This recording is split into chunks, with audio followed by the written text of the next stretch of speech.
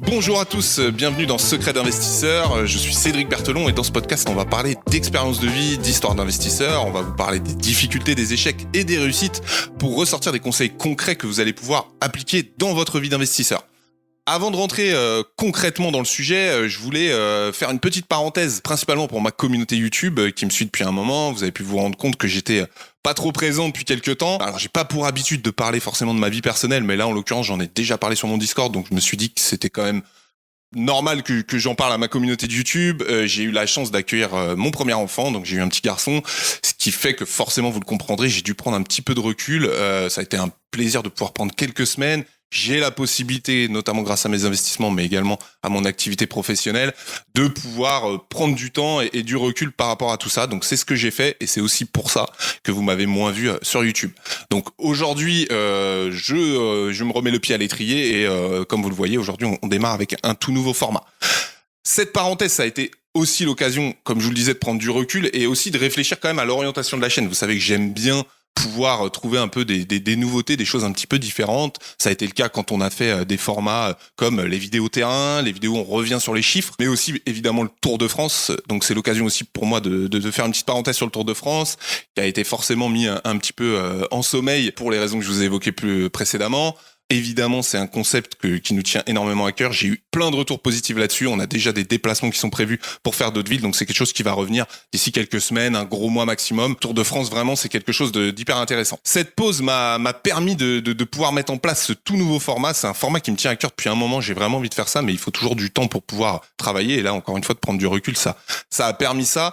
Et l'idée, comme vous pouvez le voir, c'est un format audio et non plus vidéo. Mais c'est surtout un format qui va permettre de pouvoir rentrer un peu plus en profondeur dans les sujets. On va prendre un peu plus de temps. L'idée, c'est de pouvoir vous apporter un maximum de valeur et vous aider dans votre vie d'investisseur. Et la vraie singularité de ce nouveau format, c'est qu'on se base sur des problématiques réelles de terrain, issues notamment de ma communauté Discord. Vous savez que j'ai ouvert ce Discord et qu'on est de plus en plus nombreux. Il y a beaucoup d'investisseurs qui remontent des problèmes, également des solutions, et c'est ça qui nous intéresse. Et l'idée n'est pas de partir sur des bases théoriques de problématiques immobilières, mais plutôt sur un vrai retour concret des investisseurs. C'est pas, je vous le dis souvent, mais c'est pas devant son ordi se longer le bon coin qu'on va investir. Il y a un moment donné, il faut se retrousser les manches et aller sur le terrain. Et là, en fait, ça va être l'idée de ce podcast, c'est de revenir justement sur des problèmes que des personnes ont eu sur le terrain. Et c'est ce qu'on va faire aujourd'hui pour ce premier numéro. Autre nouveauté dans ce nouveau format, je ne suis pas tout seul. Je suis avec deux personnes que vous connaissez bien si vous me suivez depuis un moment. Premièrement, sur ma droite, il y a Nicolas, mon associé dans Cédric Berthelon Immobilier. Bonjour à tous. Et sur ma gauche, ma community manager, la meilleure du monde, Stéphanie. Hello.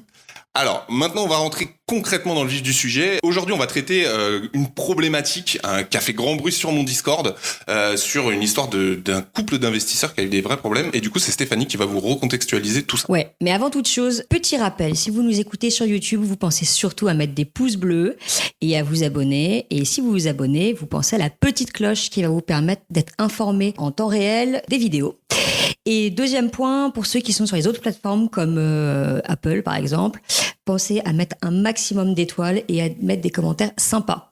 Voilà, merci. Bon, maintenant on passe aux choses sérieuses et aujourd'hui, dans Secret d'investisseur, je vais vous parler d'un couple de jeunes investisseurs. Alors, ils ont entre 20 et 25 ans et ils débutent dans la vie active. Ils ne connaissent pas grand-chose encore, mais ils sont hyper motivés pour se lancer dans l'investissement immobilier. Et pour commencer, ils ont décidé de choisir la résidence senior. Donc, comme ils avaient quelques doutes, ils ont décidé de soumettre leur projet à notre super communauté Discord. Pour ça, ils expliquent, ils répondent à une vingtaine de questions, ils donnent des détails. Et là, bam, vote de la communauté, 90% de votes défavorables. Et une demi-journée de discussion sur le sujet. Au final, le couple, il s'est un peu pris un coup de massue sur la tête, mais ils sont reboostés et en fait, ils ont décidé de renoncer au projet, alors que pourtant, ils étaient sous compromis de vente. Tadam! Vous imaginez le truc?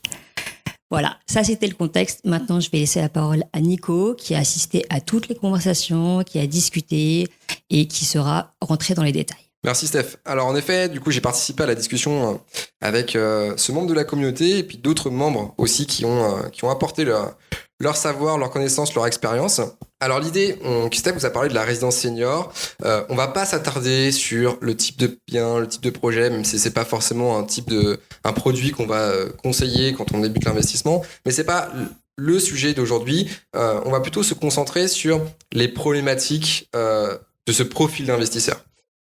Tout d'abord, la première problématique, on la voit souvent sur Internet, c'est le jeune investisseur qui a faim, qui a envie d'aller vite. Le problème, c'est que là, on se rend bien compte qu'il n'y a pas forcément un vrai plan d'action, une vraie stratégie derrière ce projet d'investissement. Et ça a été vraiment le premier retour, les premiers commentaires qui sont arrivés. La deuxième problématique, elle est liée au financement. En l'occurrence, ce couple ne souhaitait pas utiliser le levier bancaire. Cédric parlera des conseils qu'on suggère pour l'investissement immobilier. Et c'est vrai que le levier bancaire fait quand même partie du gros avantage d'investissement immobilier. La troisième problématique, alors c'est pas forcément une problématique, c'est le fait d'investir en couple. Investir en couple implique aussi des problématiques et il y a plein de conseils que vous devriez appliquer pour que votre investissement se passe bien parce que forcément, dans un couple, il y en a toujours un qui est plus moteur que l'autre quand on investit dans l'immobilier. Et enfin, la quatrième problématique, et là, bravo à eux, parce que ils ont eu une véritable intelligence de situation. Ils ont su prendre la bonne décision sur les conseils de la communauté pour limiter la casse. Alors Cédric, maintenant, il va par rapport à ces 4 problématiques que je vous ai détaillées là, Cédric va nous donner les 4 éléments clés à appliquer pour votre vie d'investisseur. Merci Nico. Ouais, tout à fait. Donc on va commencer par le premier point qui est la stratégie. Alors quand je vais parler ici de stratégie dans l'exemple qui a été cité, c'est pas forcément la stratégie immobilière proprement dite, mais c'est plutôt au niveau de la stratégie à élaborer au niveau de l'état d'esprit. Comme on le disait, c'est un couple de jeunes qui est hyper motivé, jusque-là aucun problème, mais très régulièrement, ça encore une fois, c'est un cas que j'ai très souvent, soit par des personnes que je conseille ou que j'accompagne, c'est-à-dire que ils veulent aller très très vite. C'est une grosse force, mais dans l'immobilier, ça peut être assez casse-gueule. Ils confondent un petit peu vitesse et précipitation. Faut savoir que l'immobilier, il y a quand même un vrai processus à respecter. Ça peut prendre du temps. Je vous rappelle qu'ici, nous, on cherche à investir pas comme tout le monde. On a un marché qui est particulier puisqu'on veut que ça s'autofinance. On veut trouver des biens très rentables. Et ça court pas les rues. Il faut identifier des bons vendeurs, trouver de belles opportunités. Et à vouloir créer rapidement de l'opportunité, on arrive souvent au bout d'un moment à se lasser, à ce que ça vienne compliqué, se dire bon maintenant j'en ai marre, ça fait 2-3 mois que je suis sur le coup et maintenant j'ai envie d'investir, j'ai envie de passer à l'action, ce que je comprends tout à fait, mais c'est un mauvais réflexe parce que du coup ça vous fait vous optez pour de mauvais choix. Et là, ça a été le cas, puisque je pense qu'au bout d'un moment, ils se sont dit, bon, on veut aller très vite parce que on a envie de répéter l'opération, de se créer du patrimoine. Quand on est jeune, c'est une très très bonne idée. Et du coup, ils se disent, let's go, on va commencer par ça. Puis au pire, s'il est pas terrible, on se rattrapera sur l'autre et autres. Et ça, c'est très très mauvais. Du coup, on se retrouve à investir dans quelque chose qui est pas forcément bon. Et moi, je vais parler d'un cas personnel, mais je vous avais tout montré en vidéo la dernière fois, mais sur une opportunité que je me suis créée sur mon dernier investissement à Poitiers, c'est un projet qui est devenu rentable, même plutôt très rentable pour ce type de bien, mais il a fallu créer une opportunité, faire des travaux. Tout ça m'a pris quasiment 1 an. Donc, faut vraiment se souvenir que l'immobilier, c'est pour 90% des cas, un vrai marathon. Ça prend du temps.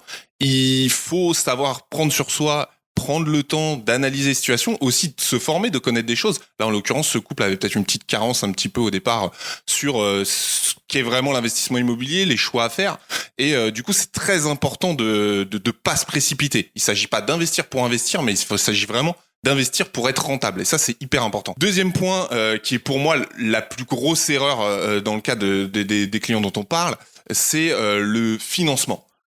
Et ça, c'est encore une fois très, très, très fréquent.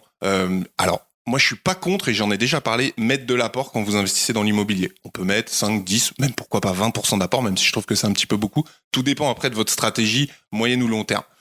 Par contre, si l'idée, c'est de devoir mettre toutes vos économies dans un investissement immobilier, je vois pas l'intérêt. Encore une fois, l'investissement immobilier n'est intéressant que par l'effet de levier bancaire. C'est ça qui est vraiment le gros point positif. Si demain, vous voulez placer de l'argent, honnêtement, il y a d'autres stratégies plus intéressantes et beaucoup plus passives et moins risquées que l'investissement immobilier. Donc, il faut vraiment garder en tête que si, je sais pas, par une situation, vous n'êtes pas finançable, les banques ne vous suivent pas, ou que vous avez pas envie, vous vous dites c'est une très mauvaise idée, je veux surtout pas m'endetter, revenez un petit peu sur vos pensées et dites-vous que l'investissement immobilier ne fonctionne que par le levier bancaire. C'est impératif. Ça n'a aucun intérêt de placer 40, 50, 100 000 euros que vous avez de côté. D'ailleurs, je fais une petite parenthèse parce que j'ai énormément de personnes qui me posent des questions. Voilà, j'ai 5 000 euros, 10 000 euros, 20 000 euros, voire plus. Qu'est-ce que je peux faire? Qu'est-ce que tu penses des placements? Dites-moi si ça vous intéresse, parce que moi, c'est quelque chose qui m'intéresse beaucoup, les placements. On travaille d'ailleurs là-dessus aussi pour voir un petit peu, comme tout le monde, ce qu'on peut faire un peu de nos économies. Et dites-moi si ça peut vous intéresser que je fasse des vidéos sur le sujet. Moi, perso, c'est un truc qui me branche bien. Donc, dites-moi un peu dans les commentaires si ça peut vous intéresser qu'on parle un petit peu placement financier et autres pour quand on a un petit peu d'économie à mettre. Donc voilà, pour revenir sur cette histoire, le paiement comptant n'est pour moi vraiment pas une bonne idée du tout quand on souhaite investir dans l'immobilier. Et là, ce qui est intéressant dans le cas des personnes dont on parle, c'est que ça résulte un petit peu du problématique entre guillemets, comme disait Nico, c'est pas vraiment une problématique, mais là je trouve pas d'autres mots, mais quand on investit en couple. C'est-à-dire que c'est quelque chose qui ressort assez régulièrement, et là ça m'envoie directement vers le troisième point, sur les particularités quand on investit en couple. Et très souvent, quand on investit en couple, et je suis désolé, mesdames, c'est souvent les dames qui sont un peu plus frileuses par rapport à ça. Et encore une fois, c'est pas du tout une critique, c'est plus de la constatation par rapport à ce que je vois à travers les personnes que j'accompagne et sur mes presque 15 ans d'expérience d'agent immobilier. Voilà, souvent il y a un peu de frilosité par rapport à ça, et on se dit, écoute, on a l'argent de côté, pourquoi on le mettrait pas directement? Ça évite d'avoir un crédit. Donc c'est vrai que quand on investit en couple, il y a deux réelles problématiques qui ressortent. Premièrement, cette problématique de pouvoir investir via le levier bancaire. On a peur de prendre un crédit. Alors ça peut être, je disais les dames, mais ça peut être aussi les messieurs. Hein. Mais il y a toujours un des membres du couple qui est un petit peu frileux et qui se dit, oh non, mais attends, on va pas prendre un crédit, on va s'endetter sur X années et autres. Et du coup, on retombe dans la problématique que je vous évoquais précédemment. Et le deuxième point, et là pour le coup, c'est vraiment beaucoup plus les dames, c'est l'achat de la résidence principale. Vous savez que c'est tout un débat quand on souhaite investir dans l'immobilier. Il s'agit pas de rentrer dans le débat de faut acheter sa résidence principale ou pas quand on souhaite investir, c'est pas le sujet. Mais c'est vrai que dans certains cas, notamment par exemple, comme c'est mon cas à titre personnel, en région parisienne où l'immobilier est très très cher, acheter sa résidence principale et investir par la suite peut être vraiment bloquant parce que on est souvent obligé de se mettre un peu au taquet d'endettement et derrière on n'a plus d'endettement. Et c'est vrai que ça, souvent dans le couple, il y a toujours un des membres du couple qui va dire non, moi je veux le côté sécuritaire d'avoir ma résidence principale, pourquoi on louerait qu'on achète et qu'on prendrait des crédits pour investir. Donc ça, c'est souvent un point aussi qui est soulevé dans des problématiques de couple. Alors, il n'y a pas de solution miracle par rapport à ça, parce que tout dépend de comment vous fonctionnez dans votre couple. Je suis pas là pour faire une thérapie de couple. Encore une fois, j'ai pas de leçon à donner. Mais c'est vrai que dans l'investissement, je pense que c'est hyper important. Souvent, dans le couple, on est à deux vitesses. Donc, si c'est monsieur qui est un peu plus à l'aise, de vraiment expliquer les choses. N'hésitez pas à envoyer votre conjoint ou votre conjointe vers ma chaîne aussi, où j'explique pas mal de choses. Ça va permettre, s'il regarde mes vidéos ou si elle regarde mes vidéos, de pouvoir aider à comprendre un peu le fonctionnement de l'investissement. Mais c'est hyper important de pouvoir comprendre vraiment le fonctionnement de l'investissement, et ça vous évitera souvent ces problématiques-là, parce que les sujets d'endettement et de résidence principale peuvent être balayés si on comprend vraiment le fonctionnement de l'investissement immobilier. Et encore une fois, investir en couple, c'est hyper intéressant parce que c'est des projets communs, qui plus est en plus avec de l'endettement un peu plus important parce qu'on peut amener potentiellement 2 revenus. Donc ça reste pour moi une très bonne idée, mais il faut que tout le monde puisse être un peu à l'aise avec ça et être ok aussi pour passer du temps sur ce point-là. 4e et dernier point, l'intelligence de la situation, parce que comme vous l'a dit Stéphanie tout à l'heure, ils sont pas allés au bout de cet investissement, ils ont décidé de faire marche arrière et ils ont eu raison. Et ça c'est super intéressant parce que c'était pas évident pour eux, puisqu'ils ont clairement, je vous le dis, perdu de l'argent, mais ils ont eu la lucidité de limiter la casse. Alors je vous explique un petit peu de manière un peu plus technique ce qui s'est passé. Ils ont signé un compromis de vente, comme on vous le disait. Puisqu'ils payaient comptant, ils n'ont pas mis de conditions suspensives d'obtention de prêt. Alors pour ceux qui connaissent pas et qui débutent vraiment, qu'est-ce que c'est la condition suspensive d'obtention de prêt? En fait, c'est très simple. Quand vous signez une promesse de vente et que vous avez recours à un prêt, on le met très régulièrement en condition suspensive, c'est-à-dire si vous avez votre prêt, la vente se fait. Si vous n'avez pas votre prêt, vous sortez du compromis de vente et vous perdez 0 €, donc tout va bien. Quand on paye comptant, très régulièrement, on la met pas à la condition puisqu'on n'a pas recours à un prêt. Et du coup, une fois que vous signez votre compromis, que les délais de rétractation de 10 jours que le délai de rétractation de 10 jours légal est passé, bah, si vous voulez sortir de votre compromis de vente, par exemple ne pas réaliser la vente parce que vous dites, comme c'est le cas là ici, bah, c'est une mauvaise affaire, il faut que je sorte, ça vous coûte de l'argent. Au compromis de vente, vous mettez ce qu'on appelle un séquestre. Globalement, pour vulgariser un peu, c'est un acompte. Légalement, il est basé sur 10%. Très régulièrement, les notaires provisionnent uniquement 5%. Ça a été le cas pour les personnes dont on vous parle depuis tout à l'heure et qui ont mis 5 000 € en fait en séquestre. Et du coup, bah, ces 5 000 €, ils les ont perdus. Et vous me direz, bah ouais, mais c'est pas vraiment un bon choix finalement par rapport à ce que tu nous dis. Bah en fait oui et non, parce que 5 000 € c'est beaucoup d'argent, c'est toujours dommage de les perdre. Mais quand on fait un premier investissement et que ça part si mal, comme eux, avec pas mal de mauvais choix, parce que là je vous parle notamment du problème bancaire, mais il y a aussi tout ce qui est problème de statut. Ils étaient pas très à l'aise avec tout ce qui est LMNP, ils savaient déjà même pas au départ s'ils pouvaient spécialement en faire. Donc ça voulait dire sûrement une imposition derrière pas du tout maîtrisée. Et là on parle de beaucoup plus que 5 000 € de pertes. Donc grâce à la communauté Discord, aux discussions, au retour d'investisseurs un peu plus chevronnés, ils se sont rendus compte que valait mieux perdre 5 000 € tout de suite que 3, 4, 5, 6 fois plus. Ou alors se dire, bah voilà, on a fait un mauvais investissement, 2 ans après on revend, mais on revend dans de mauvaises conditions, en galère. En plus, bah, la résidence senior n'est pas forcément un bien qui est hyper liquide, donc c'est un peu poussif comme vente. D'ailleurs, dites-moi si ça vous intéresse, là, j'y pense comme ça, si parler des résidences seniors, des résidences services, étudiants, tout ça peut vous intéresser. Dites-moi dans les commentaires. C'est un cas, moi je suis pas totalement fermé à ce type de produit, c'est pas forcément un truc que j'affectionne particulièrement, mais je pense qu'on peut aussi faire des belles affaires là-dessus. Dites-moi dans les commentaires si ça vous intéresse. Donc en gros, ce que je veux dire par là, c'est que ce qui est important, c'est ils ont pris le recul de se dire, voilà, on s'est mis dans une mauvaise situation, bah on est prêt à perdre nos 5 000 €. C'est ce qu'ils ont fait pour limiter la casse. Oui, en effet, ils étaient prêts et donc ils ont assumé le truc, ils l'ont fait, ils ont prévenu leur proprio, donc ça c'est super, sauf que bah, vous imaginez, le proprio, il n'était pas forcément super d'accord, donc bah, ni une ni deux, il leur a envoyé un courrier hyper formel, imbitable. On n'oublie pas que ce sont quand même des jeunes investisseurs, il y a quand même tout un jargon. Nous, on l'a tous vu sur le Discord, le courrier, parce qu'ils l'ont montré à la communauté, parce que ils doutaient, ils comprenaient pas ce que ça voulait dire, et ils étaient un peu en panique. Donc là, le proprio, en fait, voilà, il leur demande en gros s'ils veulent toujours ou pas. Donc petit coup de pression du proprio. Là, je vais approfondir un petit peu les choses parce que on va rentrer un petit peu dans quelque chose d'un peu plus technique. Comme je vous le disais, quand vous voulez sortir d'une promesse de vente, c'est toujours un petit peu délicat quand il n'y a pas de conditions suspensives. Là, en l'occurrence, le propriétaire leur met un petit coup de pression par courrier pour leur dire voilà, est-ce que vous sortez ou non, parce que vous risquez on risque de partir en procédure en fait, hein, c'est un peu l'idée. Globalement, le vendeur, comme je vous le disais, peut être indemnisé des 10%, et dans ces cas-là, ils sortent complètement de la vente, mais ils perdent 5 000 € supplémentaires pour faire court. Et quelque part, on peut même partir dans une procédure où le vendeur peut demander des dommages et intérêts.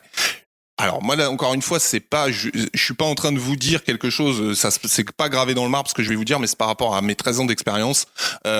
J'ai déjà eu des cas où des personnes comme ça, pour des raisons plus ou moins obscures, essaient de sortir d'une promesse de vente un petit peu dans ce genre de cas. C'est très rare que ça aille totalement en procédure. Pourquoi ? Parce que c'est des procédures très longues. Si ça s'envenime, ça peut aussi bloquer pour signer un nouveau compromis. Donc en gros, le vendeur n'a pas du tout d'intérêt à faire traîner ça parce que ça peut être 2-3 ans de procédure. Donc ça peut être une vraie galère.